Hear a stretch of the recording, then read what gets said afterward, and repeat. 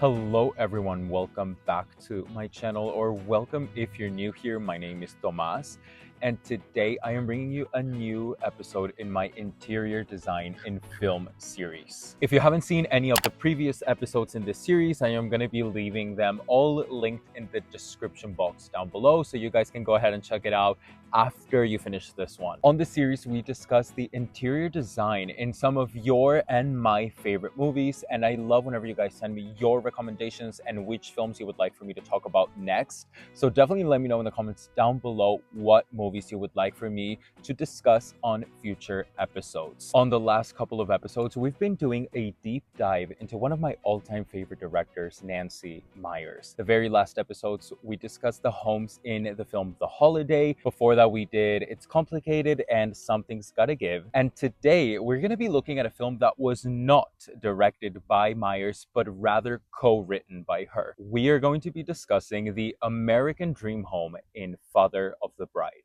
Dad, I met a man in Rome, and we're getting married. I'm sorry, what did you say? I'm engaged, I'm getting married. Father of the Bride was released in the winter of 1991 and is actually a remake of the beloved classic by the same name from 1950, starring Spencer Tracy and Elizabeth Taylor. It stars the legends Steve Martin, Diane Keaton, Martin Short, alongside Kimberly Williams Paisley and a young Kieran Culkin. Both Part 1 and Part 2 of Father of the Bride were directed by the talented Charles Shyer, who of course worked alongside Nancy Meyers as a writer on films such as the Father of the Bride series and one of my favorite, Baby Boom. And of course, since we will be going into the beautiful sets and interiors, we cannot forget to give credit to production designer Sandy Veneziano and set decorator Cynthia McCormack. So in today's episode, we're going to be discussing both the exteriors and the interiors of this beautiful home we all fell in love with from the very first time we watched Father of the Bride. For those of you who might not be quite familiar with the film's premise, Father of the Bride tells the story of George and Nina Banks, whose world turns completely upside down after their daughter, Annie, returns home from studying abroad with some big news. She has fallen in love and is getting married. For George, an overprotective dad, the news comes as a shock, and it'll prove to be a bigger challenge than expected to adapt to the big change. From meeting the in-laws to over-the-top wedding plans with an over-the-top consultant, it seems as if the troubles never end. Will George be able to come to terms with the situation and help plan his daughter's dream wedding, or will everything come crashing down on the big day? Down a sunny street under the shade of grand trees, one can find 24 Maple Drive.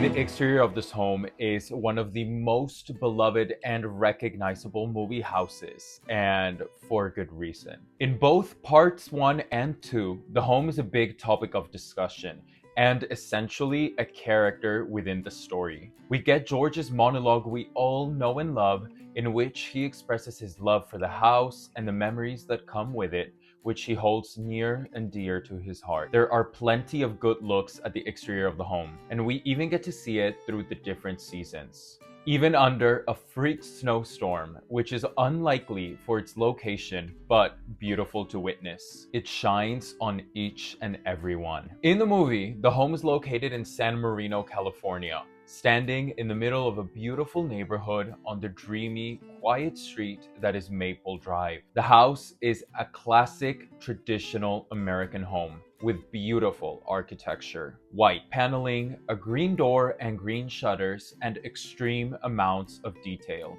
My favorite detail is the white picket fence at the front of the home, with gorgeous vines and flowers growing all over and around it. The red brick walkway leads from the front yard to the main door, which is encapsulated by a beautiful arch and designated entryway.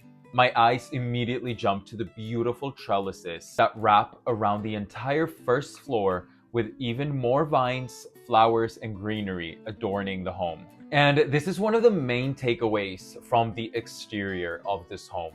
The landscaping is prioritized, which gives the house a dreamlike look. It's this attention to detail that makes the home stand out and makes us as a viewer unable to stop thinking about it. The gardens wrap around the entire home, and we even get some amazing looks at the backyard, which we will be talking about later in the video. I could talk about just the exteriors of this house for hours. It truly is the most perfect and dreamiest home. It is the embodiment of the home so many people dream about. And if you're obsessed with the traditional look of these exteriors, just wait and see what's waiting as we make our way inside. As we make our way into the home, we actually get a couple good looks at the entryway. We are immediately welcomed by the warmth of the lighting and the color palette of the entire house. The floors are beautiful light wood, which pair perfectly to the buttery yellow walls. This shade on the walls is a color that was very popular in the 90s, and I absolutely love it. It radiates warmth and coziness and is extremely inviting. It is a color which would now be very nostalgic. And take a look at the heavy wainscoting. This level of architectural interest is what differentiates all homes with new builds. And the contrast of white wainscoting against the yellow walls gives the eye a break and provides the rooms with a dimension. The styling here is very minimal, with a vintage rug centering the space, a simple dark wood entryway table, a small lamp, some knickknacks, and of course, some art on the walls. It is the perfect connecting space for the surrounding rooms. The living room has to be my favorite room in the house. Continuing the same color palette, the living room is the perfect family room to relax and come together with loved ones. Let's point out the big elements first. On the far end, the room is centered with a beautiful fireplace and wooden mantel, accompanied by two built-in shelves on either side. These are styled very realistically with vases, pictures, and countless books. This living room screams 90s. The furnishings and decor is very traditional and delicate. I love the armchairs on either side of the space with patterned fabrics, which provide a feminine touch and visual interest. The two white slipped cover sofas are a classic look, and they're layered with even more floral patterned cushions, tying everything together. At the center, a rustic wood coffee table grounds the space, bringing in some beautiful warmth. Styled at times with a white and blue vase, some floral arrangements, books, trays, and other trinkets. The walls have even more art, having an eclectic look, yet continuing the same feel as the art in the rest of the home. Take a look at this beautiful classic blue clock. It gives a necessary pop of color to an otherwise very neutral color palette. The living room is very layered and eclectic. It has a curated feel and mixes pattern, textures, colors, and materials to bring in dimension and interest. It feels very thoughtfully designed yet achievable. And it's the mix of all of these elements that help make it look that much more timeless. This space feels real and lived in.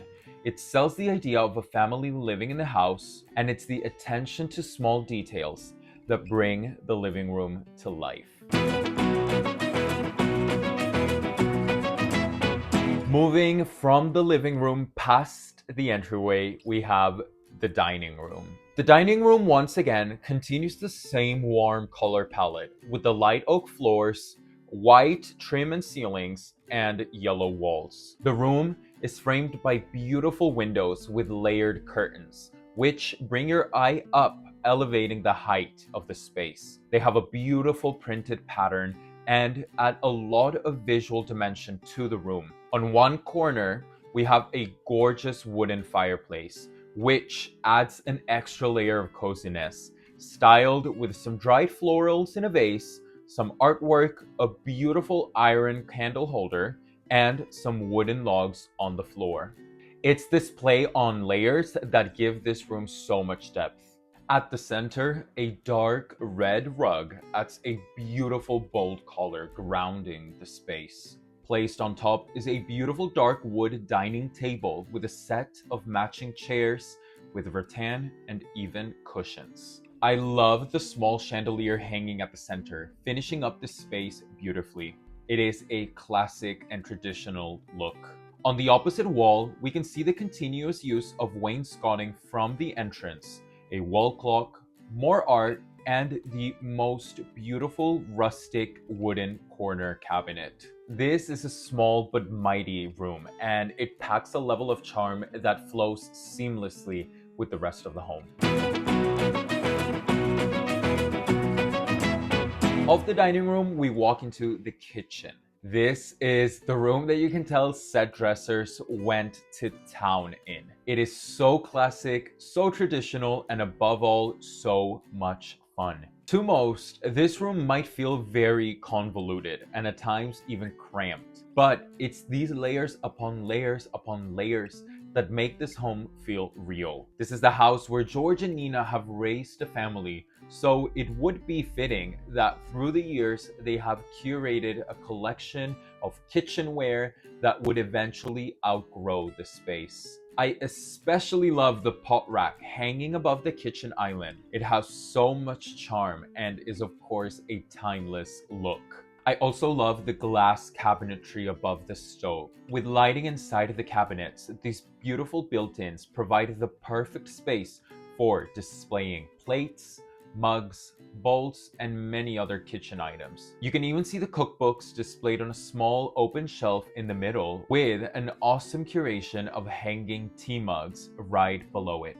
Next to it, there's this huge window which would naturally allow a great amount of daylight to come in. I love the wooden shades on here. It is opposite these windows that we have the secondary dining area with a smaller table which has a rustic farmhouse look, adding a perfect layer of warmth and natural materials. It even has a cute small chandelier hanging above it and a beautiful wooden china cabinet off to the side. Behind it, on the other wall, we can take a look at the floor-to-ceiling built-in cabinetry that also has lighting installed within, giving further displaying opportunities. It is such a charming kitchen. It plays with the use of materials, layers, textures, warm woods, paint colors, textiles, lighting, all to make the room feel thoughtful and inviting. We spent some very heartwarming moments with the family in this room, and it feels like an intimate, relaxed space where they all come together and enjoy each other's companies. It can feel like clutter, but to me, it just shows the history of the people living there,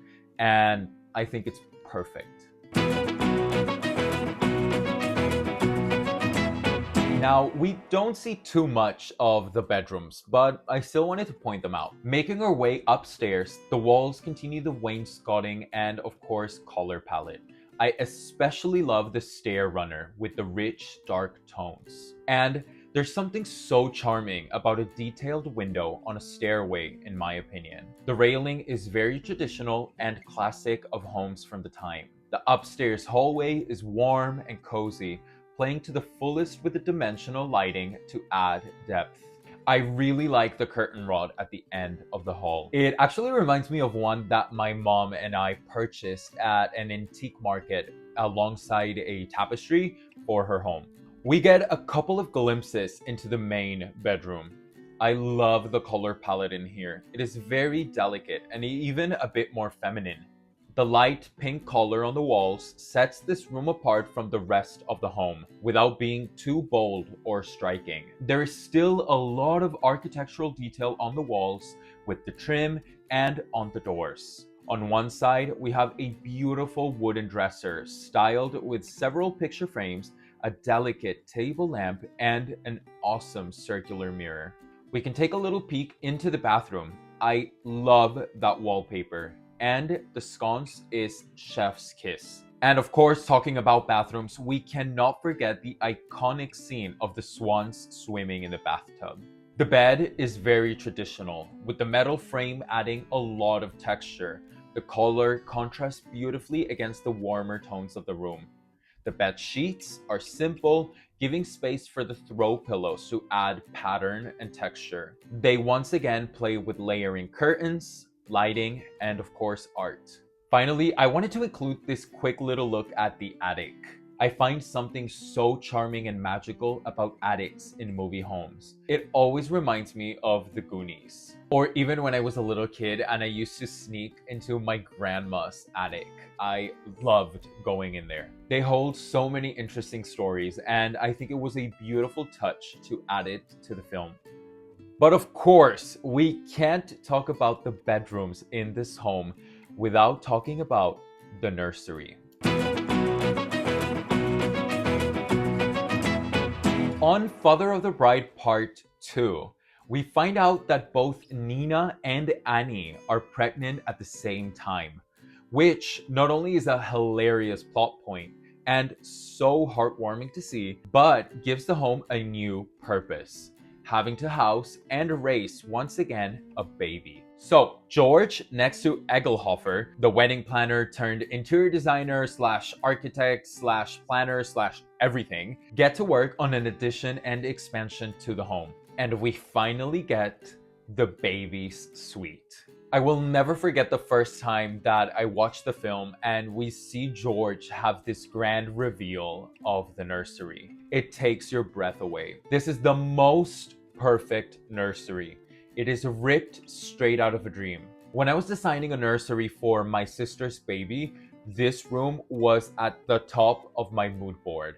It is the nursery of all nurseries. There is so much to look at, and the pictures truly do speak for themselves. The wallpaper trim on the walls, the hand-painted fireplace, the wall sconces, the windows dressed in this beautiful sheer curtains.